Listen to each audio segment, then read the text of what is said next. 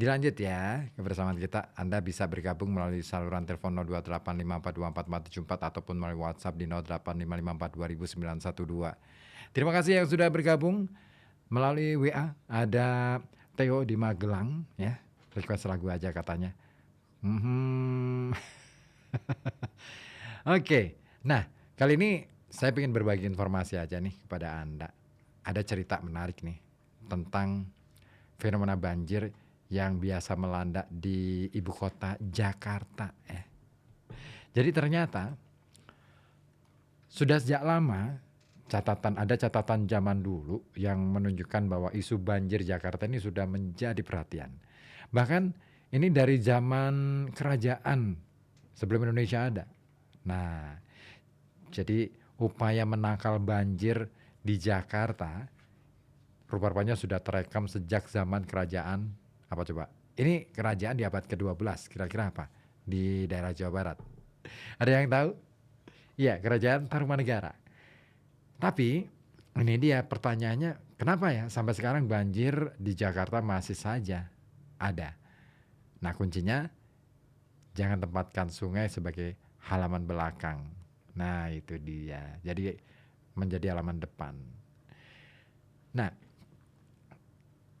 mungkin kita perlu menyimak petikan kabar di awal tahun 1918 ketika hujan turun terus-menerus sejak Januari sampai Februari yang membuat Batavia pada waktu itu terendam banjir. Nah, awal Februari, kampung di Weltevreden ini terendam selama beberapa hari sampai penduduknya mengungsi. Rumah-rumah di kampung Tanah Tinggi, Kampung Lima, dan Kemayoran belakang ya, ikut juga terendam. Nah, konon ini penyebabnya selokan yang terlalu kecil sehingga air tidak bisa mengalir. Nah, di sepanjang jalan Molenfleet ya, Molenfleet Barat dan Timur, yang kalau sekarang itu Jalan Gajah Mada dan Jalan Hayam Buruk, Jakarta ya. Rumah-rumah dibuka untuk menampung pengungsi pada waktu itu. Kementerian atau Kota Praja ini membuka tempat-tempat pengungsian untuk orang-orang kampung. Nah, pada waktu itu seperti dilaporkan oleh Sinpo yang terbit pada tahun 1918 tanggal 20 Februari ya. Jumlah pengungsi di Jakarta waktu itu mencapai ribuan orang. Mereka ini mendapatkan sumbangan dari Thalia Funds berupa uang sebesar 300 pound sterling dari Tuan Chi Eng Hock. Ada juga puluhan karung beras. Nah, serta 3 peti ikan asin dari Tuan Lau Sun Bak. Nah, banjir itu kawan pada tahun 1918 mendorong Kementerian, kalau zaman kini namanya DPRD ya, ini menggelar rapat pada tanggal 19 Februari 1918. Nah, rapat pada waktu itu dipimpin oleh Burgemeester atau wali kota, biskop dan dihadiri 11 lid atau perwakilan Eropa dan 3 lid Bumi Putra. Lid Tionghoa dan juga Arab absen dalam rapat itu. Dan wali kota saat itu menyatakan telah menyediakan dana memadai untuk para korban banjir. Nah, rapat juga memutuskan pemerintah pada waktu itu menyediakan tempat pengungsian di Bangsal Royal Standard Biograph di Pasar Baru, gedung sekolah dokter Jawa di Salemba, dan los-los di kota Ilir dan Tanah Abang. Nah, untuk menjaga segala kemungkinan, pemerintah pada waktu itu di zaman kolonial Belanda ya, ini meminta kampung-kampung dikosongkan karena air ini masih mungkin meninggi sehingga berbahaya bagi keselamatan dan kesehatan. Nah, itu berita tentang banjir pada tahun 1918 yang tercatat oleh Sinpo. Lalu apa sih sebenarnya atau bagaimana kemudian rekaman sejarah tentang banjir di Jakarta? Nah, ini ada satu temuan yang menarik. Berdasarkan temuan arkeologis ya, banjir di Jakarta itu bisa ditelusuri melalui tulisan pada batu tulis Tugu yang ditemukan di dekat Tanjung Priok. Nah, batu tulis itu memuat berita tentang penggalian sebuah kali yang permai dan berair jernih. Penggalian itu diadakan dalam waktu 21 hari dan dilakukan oleh para brahmana atau para empu ya, para guru gitu kan, yang diberi hadiah 1.000 ekor sapi. Pekerjaan itu dilakukan pada tahun ke-22 pada saat Raja Purnawarman bertahta. Lantas apa sih tujuan penggalian ini? Nah, tujuannya adalah seperti disebutkan ya, untuk mengairi sawah dan menahan banjir. Itu yang ditulis dalam bukunya Abdurrahman Suryo Miharjo, judulnya Perkembangan Kota Jakarta. Nah, buku ini terbit pada tahun 1973. Tapi jika mengacu pada angka tahun 1133 pada batu tulis Tugu, berarti masalah banjir di Jakarta ini sudah jadi perhatian sejak zaman Kerajaan Tarumanegara. Nah, sementara peta Jayakarta ini baru dikeluarkan oleh Dr. J.W. Itzerman pada tahun 1917. Dan ini menunjukkan upaya VOC mengurangi banjir dengan meluruskan Sungai Ciliwung. Jadi disudet gitu ya. Bukan disudet ya, istilahnya diluruskan gitu. Nah, selain untuk melancarkan transportasi, juga memperlancar aliran sungai ke Batavia. Nah, setelah kemenangan Jan Peterson JP Kun ya, atas Jayakarta, dan dia mengubah namanya menjadi Batavia, kedudukan VOC makin mantap tuh. Nah, untuk memperlancar transportasi dari dan ke Batavia, dibangunlah kanal-kanal. Setiap pembangunan kanal selalu dibarengi dengan pembangunan pintu air. Dengan pintu-pintu air itu, debit air sungai yang melewati kota bisa diatur. Nah, kanal Molenvliet ya, pada tahun 1648 misalnya, ya, yang menghubungkan kota dengan kawasan selatan, dibangun atas permintaan Poa Pingam. Nah, saluran itu diperuntukkan bagi pengangkutan hasil hutan di bagian selatan. Kanal yang semula bernama Bingham's ya, ini diubah menjadi Molenvliet pada tahun 1661. Nah, Molenvliet ini dimulai dari daerah Glodok terus ke selatan diapit oleh Jalan Gajah Mada dan Jalan Hayam Wuruk. Nah, tepat di tenggara benteng Rijswijk atau kalau sekarang namanya Harmoni ya, saluran berbelok ke kiri diapit oleh Jalan IR Juanda dan Jalan Veteran dan membelok ke selatan memasuki kompleks Masjid Istiqlal. Nah, di kompleks masjid inilah terdapat jalur Sungai Ciliwung yang berbelok ke timur. Sedangkan tepat di sebelah timur terdapat pintu air Williams Lewis. Pintu ini untuk mengatur debit air ya, yang akan dialirkan ke Molenvliet. Nah, aliran Ciliwung ini berbelok ke timur ke arah Pasar Baru, sejajar dengan Jalan Pos dan juga Jalan Dr. Sutomo. Kemudian berbelok ke utara, sejajar dengan Jalan Gunung Sahari, yang ini merupakan saluran pengalihan ke arah timur pada tahun 1699. Kemudian bertemu di Ciliwung melalui Jembatan Merah ke arah barat pada Jalan Raya Mangga Besar. Nah, namun pengendapan lumpur di kanal-kanal ini rupa-rupanya semakin cepat sejak meletusnya Gunung Salak yang terjadi pada tahun 1699. Maka akibatnya adalah debit dari air Ciliwung yang masuk ke kota ternyata semakin mengecil. Nah, pada tahun 1732 Gubernur Diederik Durban ini memerintahkan pembuatan saluran baru Mokervaart yang untuk menambahkan debit air ke kota. Nah, penggalian ini mengakibatkan timbulnya wabah penyakit, bahkan tewasnya para kuli juga, serta bencana banjir di Batavia. Nah, akibat erosi terjadi pula endapan di muara-muara dan paya-paya ya, jadi penuh air sehingga menjadi sarang nyamuk. Nah, melihat kondisi yang tidak sehat, kota kemudian dipindah ke selatan, yaitu di Wildtevreden atau kawasan Monas kalau sekarang itu pada tahun 1830-an. Dari sinilah kota mengalami perkembangan. Nah, ketika kota sudah pindah ke Monas, rupanya banjir ini masih mengikuti aja. Nah, pada tahun 1893 kawasan Kampung Kepu, Bendungan, kemudian Nyonya Wetan dan Kemayoran tergenang air.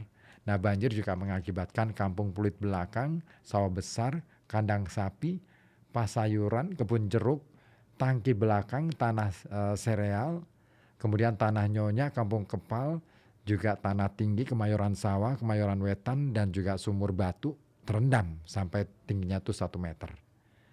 Ini seperti dilaporkan oleh dalam sebuah buku ya yang diedit oleh Fitri R. Ghazali. Bukunya judulnya Dari Batavia Menuju Jakarta.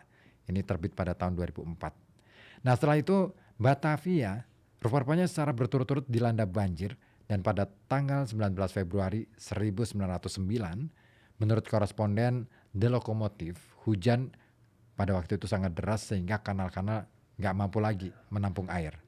Nah, sebagai kritik terhadap ketidakmampuan pemerintah dalam menangani banjir, The Locomotive ya menurunkan berita Batavia Underwater dan disingkat menjadi BOW atau Burgerlijk Open Bear Werken. Nah, sebuah kantor yang menangani sarana dan prasarana pemerintah ini termasuk di dalamnya menangani banjir. Setelah banjir, kampung-kampung Bumi Putera dalam waktu singkat ini akan kosong dan itu bisa berlangsung berhari-hari. Tapi di perkampungan warga Eropa justru sebaliknya, mereka masih bisa menikmati pesta kecil dari atas tram listrik yang melewati permukiman. Mereka juga masih bisa melihat rumah-rumah yang hanyut dan orang-orang berlarian menyelamatkan diri. Itu gambaran banjir pada waktu itu ya. Nah, setelah kota Praja Batavia terbentuk pada tahun 1905, masalah banjir ternyata masih menghantui. Sehingga pada tahun 1911 ini dimulailah penelitian secara menyeluruh terhadap sungai di Batavia, menyangkut sedimentasi dan pengaliran sungai, mulai dari Kali Angke, Pesanggerahan, Ciliwung, Krukut, Cisadane, dan Grogol. Dan pemerintah menunjuk Herman van Brien, insinyur lulusan Teknik Hogeschool de Bandung atau yang sekarang dikenal dengan ITB, itu untuk merencanakan tata air di Batavia supaya lebih baik. Nah, perencanaan tata air ini selain karena pembangunan kawasan Menteng juga karena hampir selama 2 abad proses pengundulan di daerah puncak ini rupanya masih saja berlangsung sehingga alih fungsi lahan dari lahan hutan ini menjadi perkebunan teh menimbulkan ancaman banjir di Batavia. Dan hasil kerja Van Brien berupa sebuah kanal penangkal banjir yang berada di luar kota. Nah, berdasarkan surat keputusan pemerintah kolonial tahun 1913, pembangunan pintu air Mataram atau Manggarai sekarang ya dimulai pada tahun 1913 sampai 1919. Selain itu juga dibangun pintu air di Kampung Gusti dan juga Sunter. Nah, pembangunan kanal yang fenomenal adalah kanal banjir dan Matraman sampai Karet. Nah, kanal banjir Matraman ini dimulai dari Ciliwung sampai Karet dan dari Karet diteruskan ke kanal Krokot yang sudah ada ya, dan kanal banjir di Ciliwung, Krokot dan juga Cideng ini mengalir di antara kedua sungai ini dialihkan ke luar kota menuju laut lewat kanal Krukut. Nah, untuk memperlancar air dilakukanlah penggalian saluran Cideng dan juga saluran pembuangan Tanah Abang yang masih menjadi perhatian Van Brien, yaitu daerah polder di sekitar Teluk Gong, Pluit ke arah utara sampai laut. Dan itu daerah yang dapat digunakan sebagai tempat parkir sementara atau retention basin. Nah, artinya jika terjadi banjir, air akan masuk ke wilayah itu karena merupakan daerah rendah dan dari situ pula air dipompa keluar secara mekanis. Dan menurut peta hasil kerja Van Brien ini selama hampir 5 tahun ya, walaupun kanal banjir berhasil dibangun dan penataan air secara menyeluruh sudah dilakukan, rupanya Batavia tetap mengalami banjir secara periodik di antaranya pada tahun 1918 dan 1923. Bahkan pada periode 1930 dan 33. Tiap tahun Batavia kebanjiran. Lalu bagaimana setelah kemerdekaan? Nah, ini dia persoalannya. Jadi setelah kemerdekaan, arus urbanisasi di Jakarta ini makin meningkat. Penduduk Jakarta yang pada tahun 1947 berjumlah hanya 599.821 jiwa, naik 50% pada tahun 1950. Nah, peningkatan jumlah penduduk ini pastinya membutuhkan lahan untuk permukiman. Meningkatnya lahan yang tertutup bangunan itu ya, jelas mengurangi daya serap air hujan yang jatuh di kawasan permukiman. Nah, pada periode tahun 1945 sampai 50-an, negara lebih sibuk mempertahankan kemerdekaan pada waktu itu. Akibatnya periode 1950 sampai 65, Jakarta saben tahun kebanjiran. Nah, atas dasar itulah pemerintah kemudian membentuk tim penanggulangan banjir pada tahun 1965 yang dinamakan Tim Komando Pencegahan Proyek Banjir atau Kopro Banjir. Nah, pada tahun 1970, Kopro Banjir diubah kemudian menjadi Proyek Pengendalian Banjir Jakarta Raya atau Proyek Pengendalian Banjir Jaya. Nah, berdasarkan rencana induk tahun 1965 sampai 1985, Kopro Banjir ini berhasil memulai pembangunan waduk-waduk di dalam kota yang selesai di masa Orde Baru. Nah, setelah tahun 70-an, proyek pencegahan banjir Jaya ini mengadakan kerjasama dengan NEDECO, sebuah tim asistensi Indonesia Belanda, dan kedua pihak ini merekomendasikan perlunya penelitian tentang karakteristik keadaan tata air di Jakarta dan kemungkinan pembuatan saluran di luar banjir kanal dari Karet ke Kali Angke. Nah, proyek-proyek penanggulangan banjir ini sudah dibangun ya, meskipun begitu ya, banjir rupa-rupanya masih saja mampir. Tahun 1990 sampai 2000, siklus banjir tidak semakin renggang. Malah justru setiap tahun daerah yang dilanda banjir meluas saja nih, makin luas, termasuk daerah selatan yang sebelum tahun 1977 ini nggak kena banjir. Jika dulu meluapnya Ciliwung paling dikhawatirkan, kini semua kali ternyata di Jakarta itu ya menyumbang banjir, mulai Kali Krukut, Grogol, Sekretaris, dan lainnya.